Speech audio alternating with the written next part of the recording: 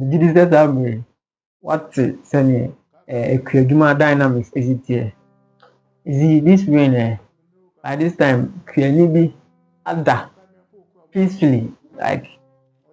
we are fun home at the same time so be by now is just standing by the side of his farm or calculating how we see in the crop some be any age obi nso raho nema me kasa ne say Kenya wadi abro by this time nani age say nsu atagu na bro so ma na bro fifi kama say fifi dada kwa so a nsu atagu so kama ama ni ebenyini kama ba ko so esu isan say nsu ato egu ne number so particularly bi asami o tin toes kwa nsu de togu so ama toes ne de essay pro also we nyina mu no ade betin bo se kiafo ni mienu nyina omusa akọ afom kra te se de bibia nye de ensi we ama wote ase se ne kiafo pe o madwuma aye de efa but we nyina yisi no na ye dwen ho ahu se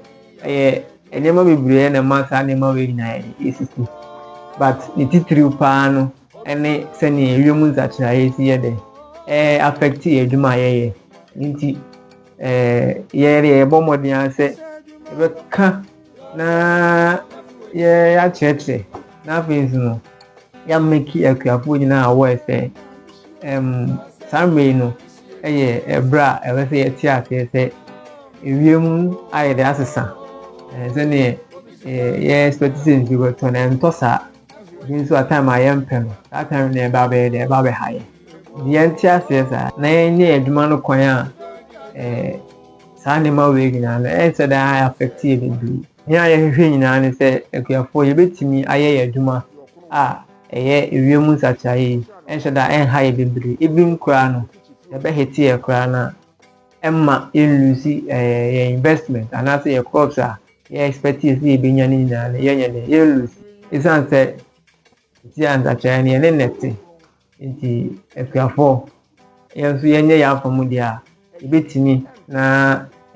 ensachaye ya enne abetene anase enne ya abetene yenso ye bepe kwan ye befa so a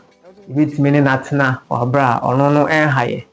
na yeduma ye because me din de Samuel element na jumedi so let us plan today and harvest more this is farm Samuel.